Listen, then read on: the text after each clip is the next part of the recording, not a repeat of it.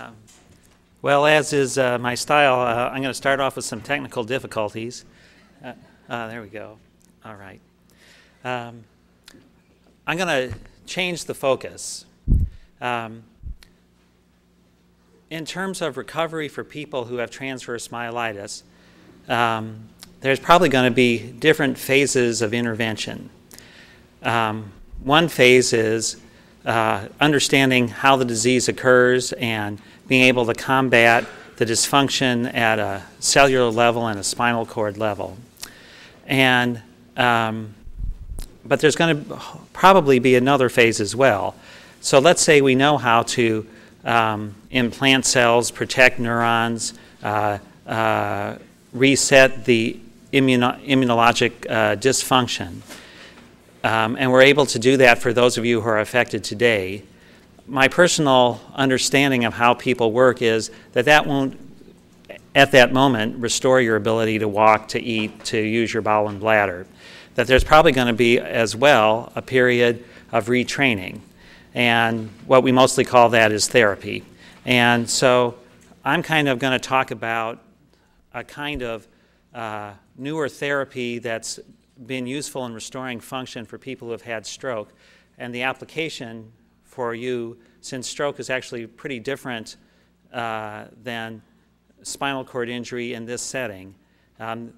The application for you all is that this is an illustration of how we might be changing how we deliver therapy and how we think about therapy for you as the other parts of the equation are being developed.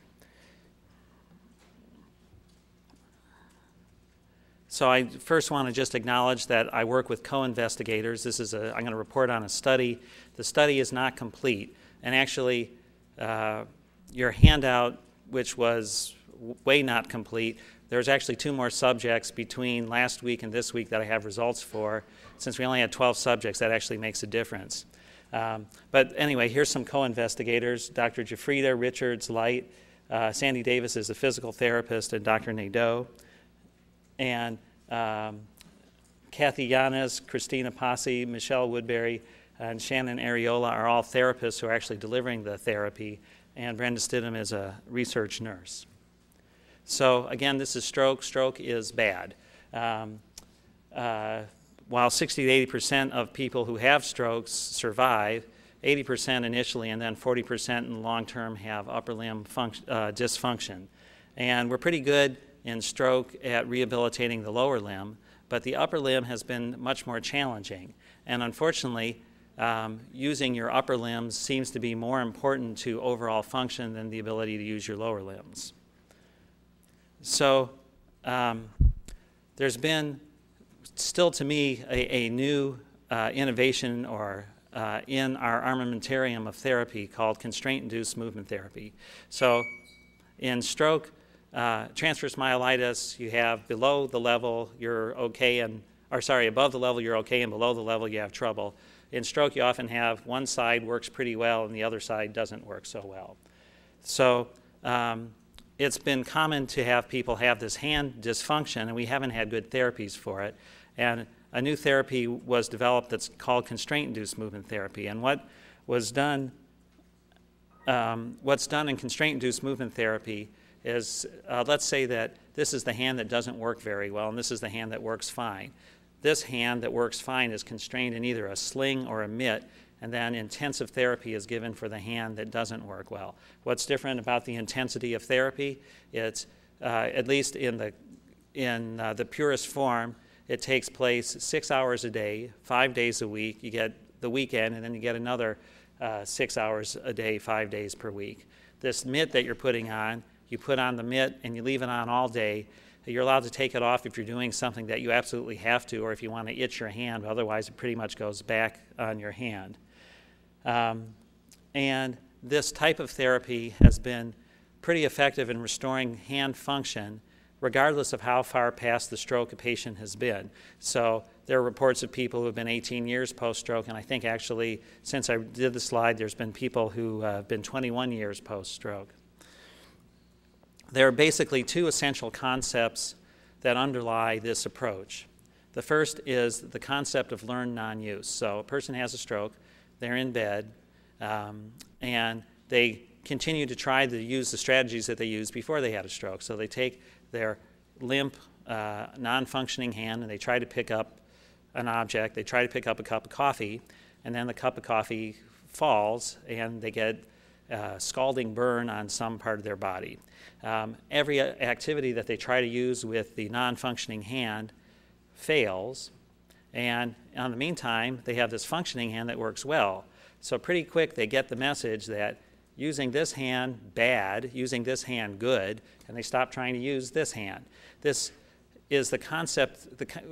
So then let's suppose a period of time passes and the ability to use this hand, the potential to use this hand returns. But because they're not trying to use the hand anymore, because they learned that when you try to use the hand, only bad things happen, they never realized that this hand could work. And that's why putting the mitt on the other hand and forcing this hand to get involved in activity may be effective. So that's the first concept. That made sense, didn't it? Okay. The second is the idea of mass practice.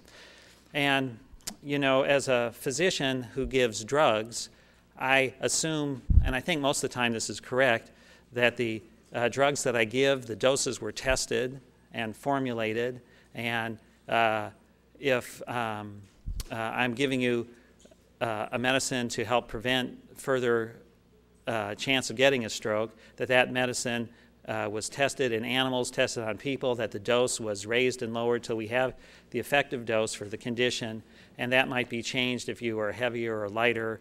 But in therapy, which is really the drug that I use most of all, there's not really been testing of dose. We never said, okay, here's stroke, here's spinal cord injury. Let's see what happens if we give somebody a half an hour of therapy once a week, and let's see what happens if we give patients 3 hours a day, 5 days a week for 3 months, and let's see what, anyway, we don't know the dose of therapy. And so I think this has led to a misassumption that when people don't improve when a standard dose of therapy is given, that therapy dose must not be effective for the condition. It may be that we didn't give the right dose. We also don't necessarily know when to give the dose. There may be different time periods after a condition. We've mostly assumed that you give therapy as soon as you can, and that seems sensible. But there may be conditions where giving therapy, where the system needs to calm down, and then the intensity of therapy. Anyway, none of this is known. It's an area of active interest, and CIMT kind of helps physical medicine docs and others think about this and maybe change the system or change how we give our drug. So constraint-induced movement therapy is a pretty good therapy. People's hands don't return to a normal hand, but they return to a useful hand that can grasp and that can open and that can be involved in activities of daily living. But in order to get into constraint-induced movement therapy, there's a minimum criteria, and that criteria is you have to have a little movement at your wrist, 10 degrees, a little movement at 2 fingers, and a little movement at the thumb. Well, problem is that if you're dealing with people who have had strokes, there's a lot of people who have hand dysfunction that don't have that movement. And so we say to them, sorry, we can't offer you this therapy. There are other so that was kind of the idea that intrigued myself and my colleagues and I should say that the reason that criteria was there was that the pioneer investigators of this technique found, it was actually based on some earlier work, but they found that people who didn't possess that minimum amount, if you did do the constraint, they wouldn't improve. So why would someone not be able to make that minimum movement? Well, there's 2 reasons that are kind of intertwined. One is they could have a flaccid hand that just doesn't move. Or the other is they could have a hand that was stiff. And typically we call that stiffness spasticity. So when you have denervation from your brain and also from your spinal cord, though there are differences that I won't talk about here today, you get muscle dysfunction. And sometimes this muscle dysfunction, or actually often in a clinical setting, the muscle dysfunction that makes you stiff will be called spasticity. But the phenomenon of spasticity, I think, needs some further exploration. So where it says movement dysfunction and upper motor neuron syndrome, that whole thing could say spasticity in terms of how most clinicians view this dysfunction. Oops. But you can talk about spasticity in more narrow terms, where you're talking about hypertonus. There's too much tone. It's hard to move the limb, leg, or arm passively. You can talk about the muscle stretch reflexes jumping. I'm going to skip some of these just for time's sake. You can talk about synergy patterns where a limb is held in a particular posture and multiple muscles seem to be turned on. You can also talk about things that are lost, and things that are typically lost with spasticity, depending on what part is affected, is you can have weakness, you can have loss of selective control of muscles, so that when you try to do something more than the muscle that you want, either you can't isolate that muscle, or as is in co-contraction, you get more than you want. You kind of lose the selective power to activate. And obviously, you can also have loss of finger dexterity. And then there's actual changes in the muscle that don't really have to do with the neurologic, with your volitional control exactly. Muscles themselves can change. They can get stiff, they can get fibrotic, they can atrophy, all separate from the control issues. So I want you to keep those in mind. I'm going to detour for a slide, and then I'm going to come back to those ideas. So these were the questions we were going to ask in this study. It was designed as a preliminary study, meaning, at least as far as I was concerned, we're going to gather data. We're not necessarily sure that we have the number of subjects that's going to prove a hypothesis, but we want to get some data to help clear the question so we can ask a bigger, more specific question. But the questions we were looking at is, if we could decrease that spasticity, again, it's a big thing. If we want people to open their hands and grasp stuff, and their tendency is to have their hands tight and fisted, maybe we could make that muscle stiffness go away. We could help them learn to open again. So it's hard to learn to open something, to raise your fingers, if every time you try to raise your fingers you get a co-contraction and things get tighter. You have to be able to practice. So it's out in the open that I play the fiddle. So in order for me to learn to play the fiddle, I had to do it thousands and thousands and thousands of times so that I could then actually not think about where my hands are and how I hold the bow. I have to practice, practice, practice. But if every time I tried to pull the bow down, my effort turned that the bow went up, I couldn't get anywhere. So we're trying to knock down that tone and then see if that gives us the ability to practice opening.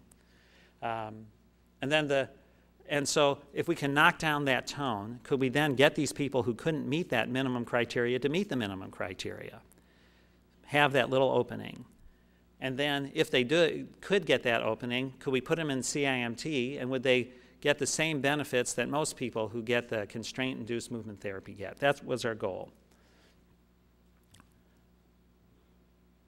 And so we decided to use Botox, which is a medication that you inject into muscles. It prevents acetylcholine at the neuromuscular junction.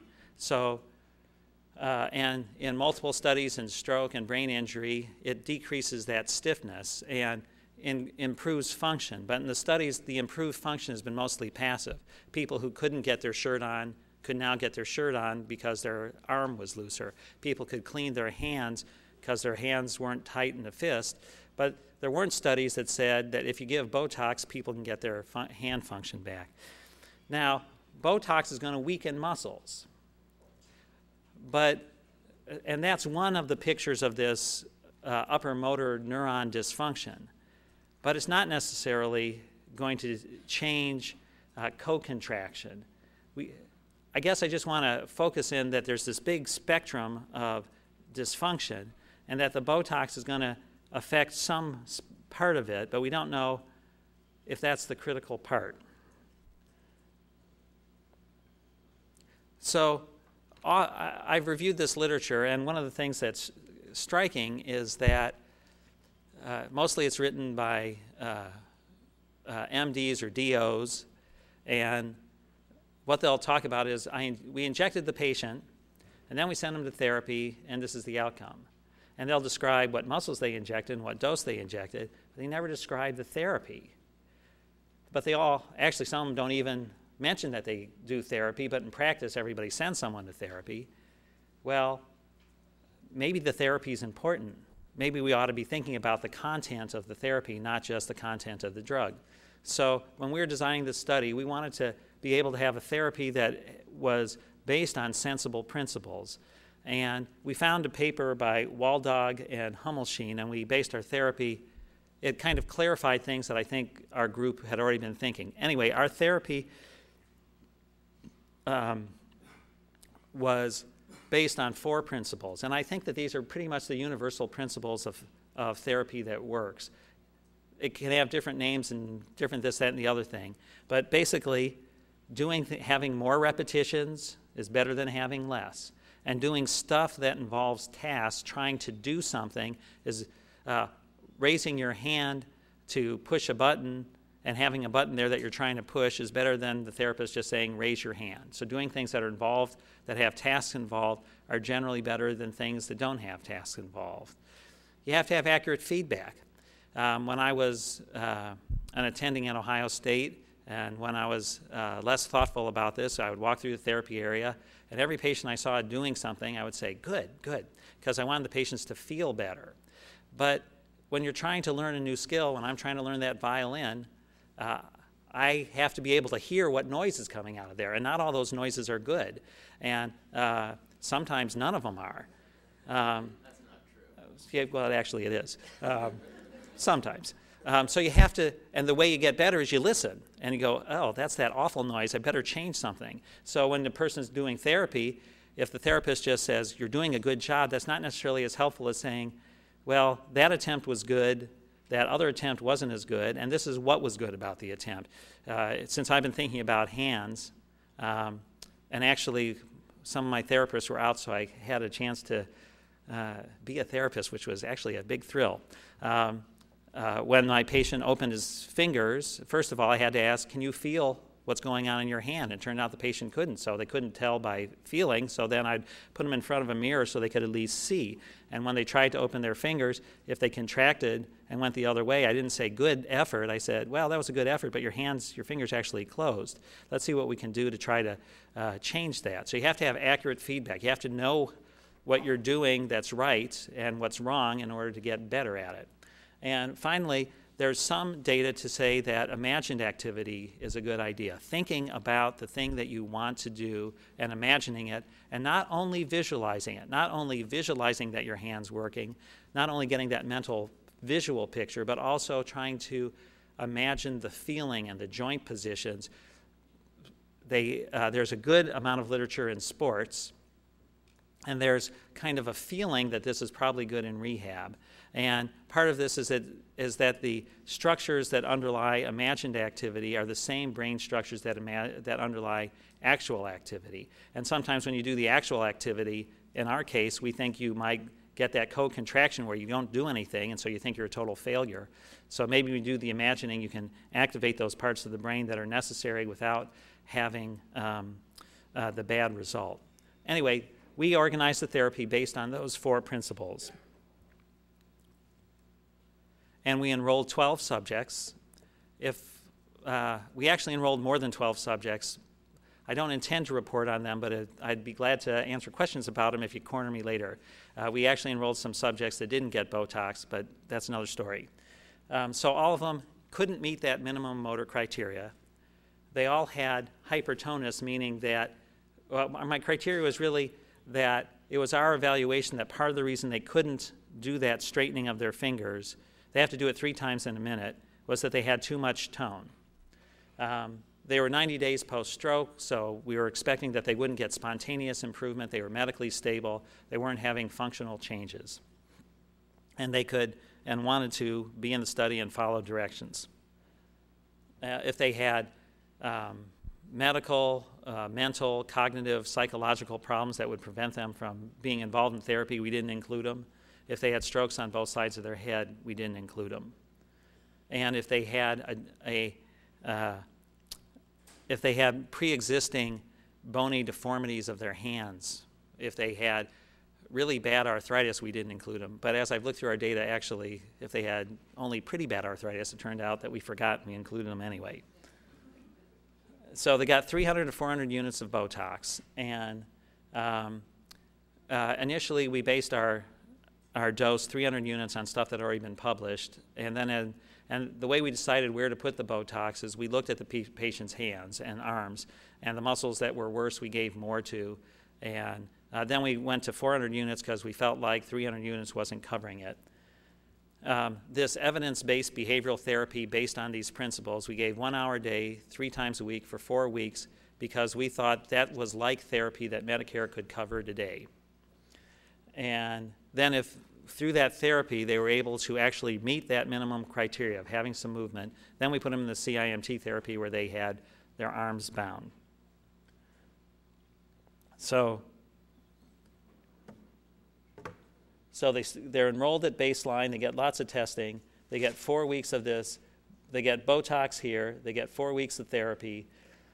On the 4th week, we see if they've got movement. If they've got movement, enough movement, they get the CIMT with the binding of the arm and the 6 hours of therapy per day. If they don't, we pat them on the back and say, go home and practice more.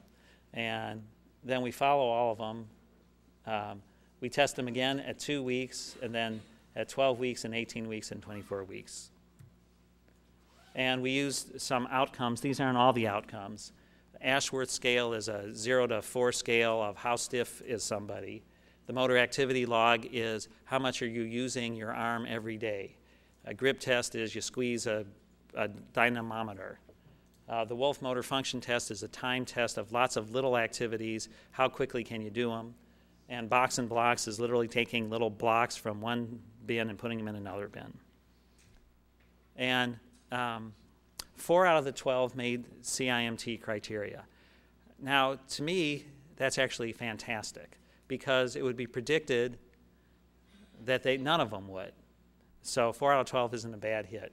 One out of 12 came really close.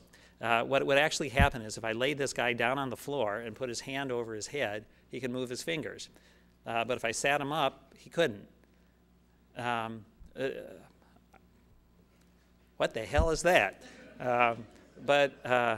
Actually, posture seems to have a lot to do with people's volitional control. Anyway, we enrolled him anyway. And I'm going to show you some graphs of outcomes. So I've called my patients the colors on the graphs. We've got dark blue, who is 85. He did have some arthritis. He had a neuropathy. He got 287 units of Botox, and he achieved the CIMT criteria and went through CIMT.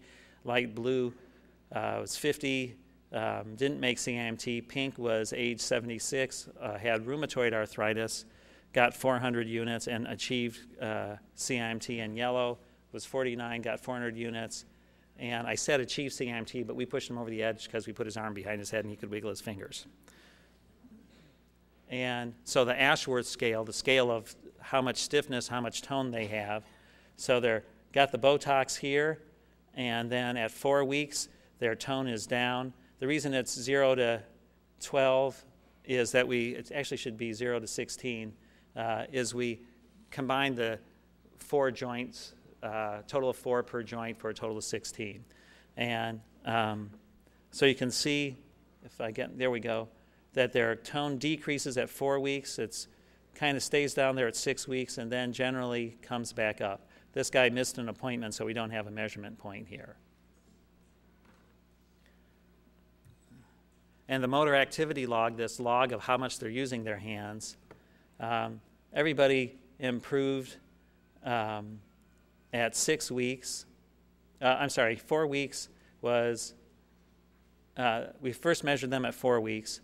Then we saw them again at 6 weeks, and everybody's improving. And then one guy, our 86-year-old, basically stayed stable, and the others kind of started to tail off. But interestingly, The light blue is the person that didn't make CIMT criteria, and she showed some improvements. Grip strength. Now, okay, so we're weakening these muscles, the ones that put your hand like this. So you think if we did this to any of you and we measured your grip strength, after we gave you the Botox, your grip strength should go down. But with people who have too much tone, they can lose the biomechanical advantage of their hands. Their hands can be put in a flexed posture, and you don't have as much grip here. So as we're able to get their hands to straighten out, even though we've weakened their muscles, their hands are in better biomechanical position. And, oops. And we actually see some improvement in grip strength, not dramatic improvement, but at least not a horrible decrement in general. And again, the therapy went from 0 to 4 weeks and then an extra 2 weeks of therapy, and the grip strength isn't getting terribly worse and is starting to get better as the spasticity probably is returning. Box and blocks test, I'll show you some examples. People are improving in the box and blocks test immediately and then seem to tail off. The blue line that dips down to 0, we test these guys for 4 hours, and at that 12-week testing session, he basically said, I don't want to do that. So it went to 0, just in that voice. The wolf test initially goes down a little bit, and then now down is good in the wolf because it's a time test, so that means less time. And then it starts to kind of flutter here and there. It's hard to say with just 4 patients, but if they had gotten CIMT, we'd expect that the wolf would start high and get low and stay low. So they didn't do as well.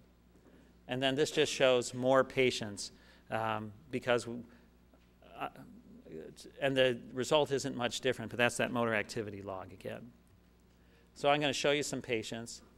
First, to depress you, I'm going to show you somebody who didn't change after we gave him Botox.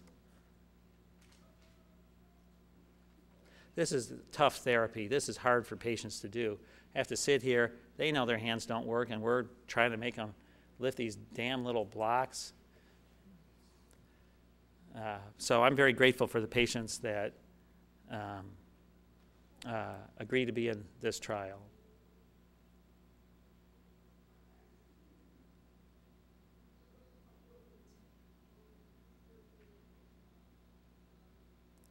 But as their hands get looser, even if they can't grip the blocks, they can passively use it to open doors. We teach them how to use their hands so their function can improve. Even how they use their hands can improve, even if their function of their hands doesn't improve much. Okay, this is the patient that finished Tuesday. So this is before she got Botox and evidence-based behavioral therapy. We're asking her to put up her thumb and look at her facial expression.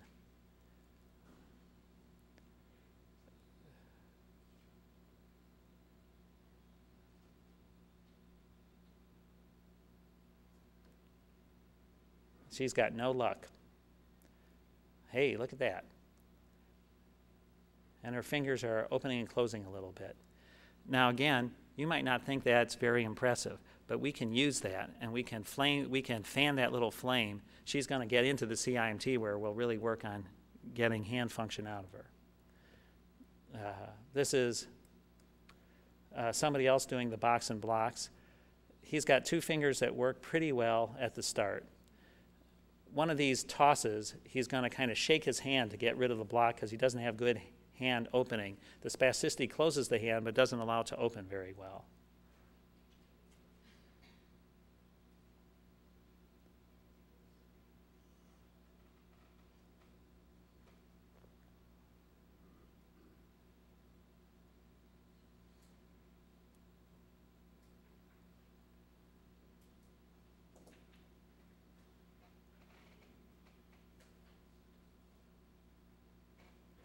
But it counts. However he does it, it counts.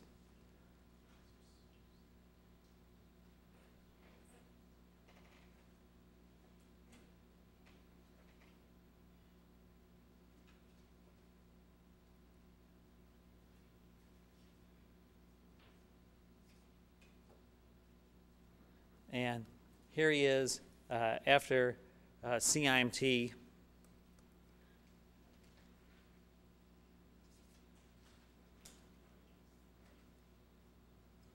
Nice, over, controlled, open.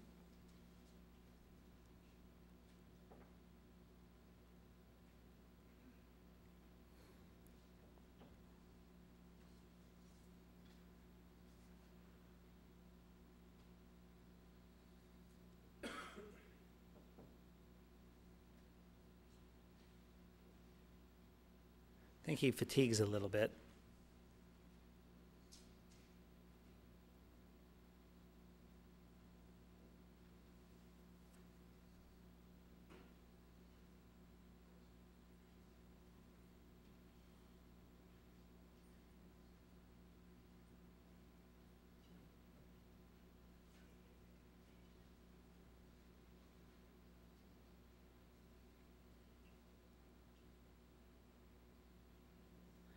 And I'll show you one more patient.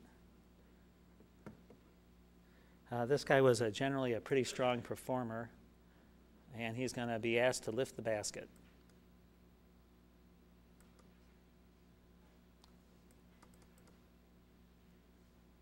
First she spanks him. There you go. Okay.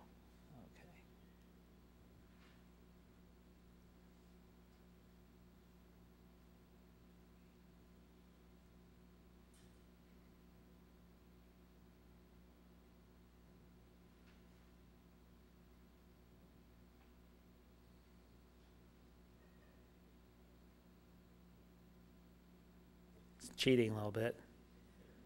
But, you know, that's what he does in life, is he uses his other hand.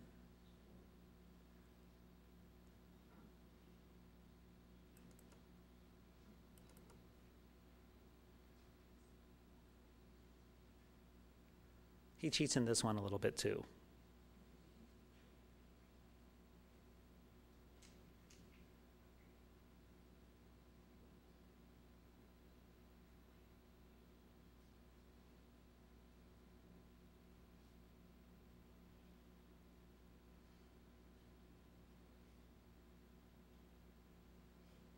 So it's better. It's not his hand is all the way better and normal, but they're getting some improvement that they can use in life. Okay, we haven't done statistical analysis, but this is what I can say at this point. It looks like those who start with a little bit of movement, even if they're less than this minimal motor criteria, do better than those that have no movement at all. And those who have the highest tone, we can give them the Botox and make their hands pretty flaccid. But those high-tone people seem harder to get true function out of than those with a little less tone. And the Botox works. It reduces the tone. And almost everybody gets some movement out of their hand. We had a big problem with co-contraction, that even when we reduce the tone, that as they try to open their hands, they often find their hands coming closed again. And I think that what we're seeing is initially they improve, and then their function starts to drop off and their tone returns. So our next steps will probably include coupling the Botox with other therapies, such as EMG-triggered electrical stimulation, which, again, I can describe at another time, or re-treating with the Botox. You only treated them once. Maybe we should treat them again after 3 months. And we've done some stuff with functional neuroimaging, and we'd like to do more. For you, I just want you to know that there's also an army of people trying to figure out how to make the therapy side of the equation work, and that the neural system does seem to have true plasticity that we can exploit to improve your function, and we're working hard on it. And that we're going to combine, I think in the future, we're going to combine stuff at the spinal cord level with stuff at the person level to improve all your function, or at least some of your functions. And thank you for your attention.